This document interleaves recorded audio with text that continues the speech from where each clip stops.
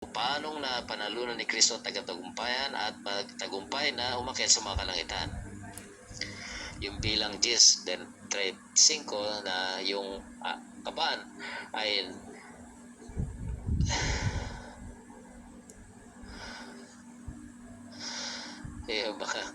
yung mga positibo si Moses.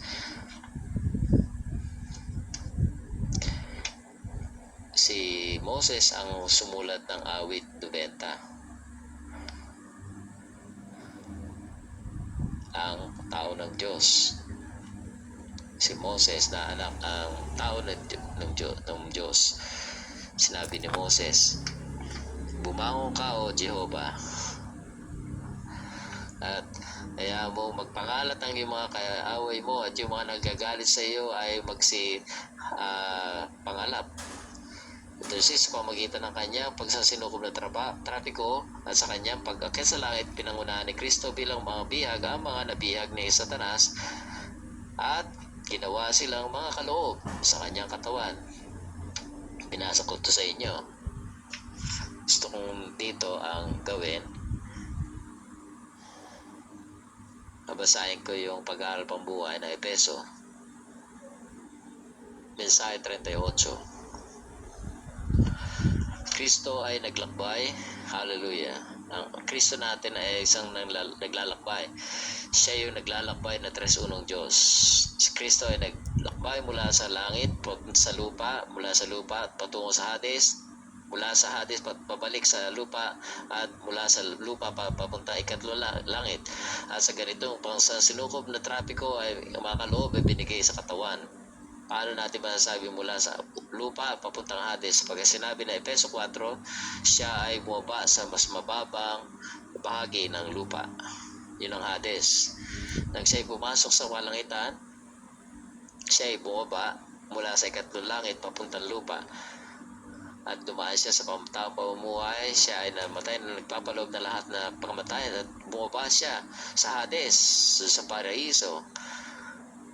Sabi niya sa magnanakaw na ikaw ngayong araw na to, ikaw ay kasama ko sa paraiso. Punta sa Hades at siya ay mula sa lupa papuntang Hades at mula sa Hades patungo sa lupa muli, sa pagkabuhay na muli. At sa lupa papunta sa langit, sa pag-akyat sa langit.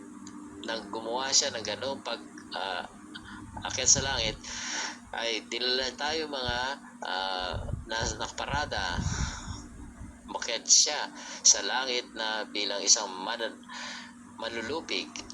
Dinala niya itong mga bihag nito sa Ama at sa binigay naman siya ito ng Ama sa kanya bilang kaloob, at binigay ni Kristo ang mga kaloob na ito bilang kaloob sa mga tao.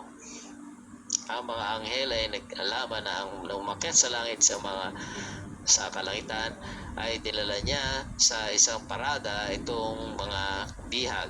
Anong matagumpay na pagdiriwang ito? Masabi natin na amen, ito yung nasa Biblia, totoo to. Hindi ito yung gawang katang-isip lang. Yung mga nabihag, hindi tayo makakatakas.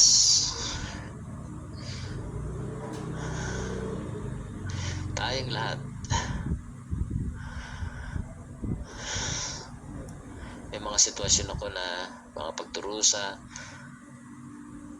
Sabi ko, Panginoon, bakit nangyayari ito? Sabi ko, kung ako ikaw, hindi ko gagawin to. Panginoon, kung ako ikaw, hindi ko gagawin. Kaya makipag-usap ako sa Panginoon. Sa football field ng Luara. Napakarami taon na ako ay nakipag-usap sa Panginoon. Panginoon, hindi mo dapat ginawa ito. At ang Panginoon nagsalita ng konti, tapos ng aming pag-uusap, katapusan, Panginoong Hesus, iniibig pa rin kita. Tapos ang usapan, hindi ako makatakas. Naintindihan ko man o hindi, wala tayong paraan upang makatakas. Pinagdanghala tayo sa Ama, at matapos tayo mayroong pagpapahalaga, binalik tayo ng Ama tungo sa Ama, anak bilang kaloob. kasalangan sa pamagitan ng pagsasinukob ng trapiko ng Kristo. Dati tayo mga bihag ni Satanas, ngayon ay bihag ni Kristo. Tayo mga nandito sa paradang ito, doon sa kataas-taasan na tinanghal sa Ama at binigay pabalik sa anak bilang kaloob sa mga tao. Ang dapat natin kumpara ay peso 4 with 78. Sa peso 4 nagbigay siya ng kaloob sa mga tao, at sa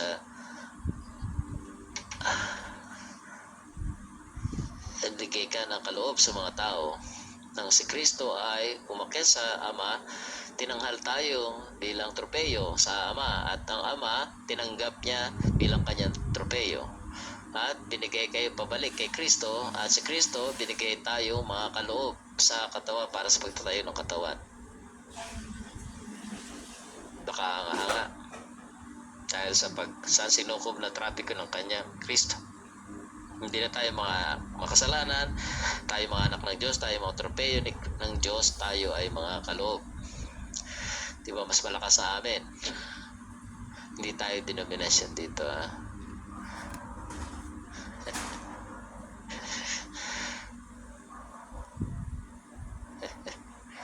Hindi tayo magsasabi ng gano'n.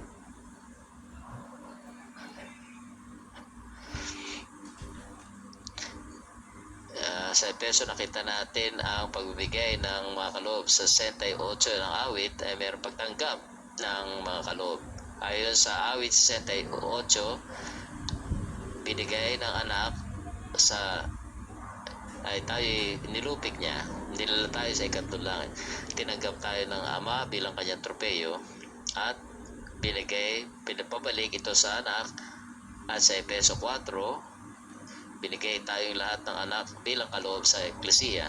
Tayo mga nalitas ay mga hindi lamang binigay sa Eklesiya, kundi sa buong mundo. Kaya naman tayo magtungo, tayo magiging pagpapala sa iba. Naiwala ba kayo dito? Kay malaking pagpapala sa buong mundo. Pwede ko kayong papadala kita kung saan pwede kang maging dakilang pagpapala. Punta ka sa Russia, magiging pagpapala ka sa Russia.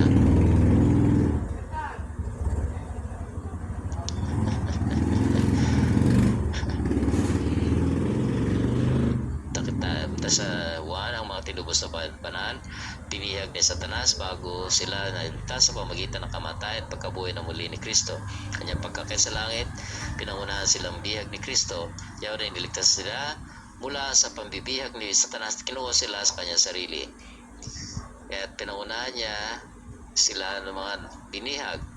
Tayo yung mga nabihag ni Satanas, tapos tayo nilipag niya sa Satanas kamatayan, at ginawa niya mga bihag yung Satanas, naging bihag niya.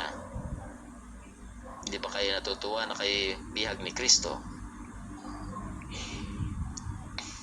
Kaya sa kanya pagkakay sa langit, Kristo ay pinangunahan sila ni Kristo ang mga palangitan, kanyang bihag ng kanyang hanay ng mga nalupig na kaaway, at ginawa silang mga kaloob sa kanyang katawan.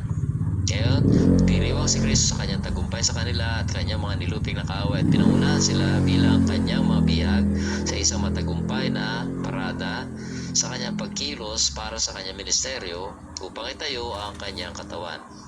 Ito 2 Korinto 2:14. Salamat sa Diyos, laging nanguna sa atin sa tagumpayan sa kay Kristo, at pinakita ang samyo, kaalaman sa Kanya na sa pamagitan natin sa lahat ng lugar. Kung mabasahin niyo yung ministeryo dito, sabi ni Brother Lee, ito i-apply sa atin sa pangkaranasan. Merong konti lang dito sa autobiography ng taong nasa espiritu.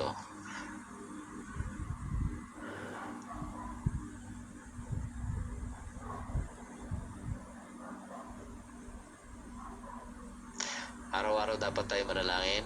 Gawin mo akong bihag, huwag mo akong panalunin. Talunin mo ako sa lahat ng panahon. Kapag tinalo natin siya, matatalo tayo. Huwag mo akong hayaan na matalo, na manalo. Pag tayo nanalo,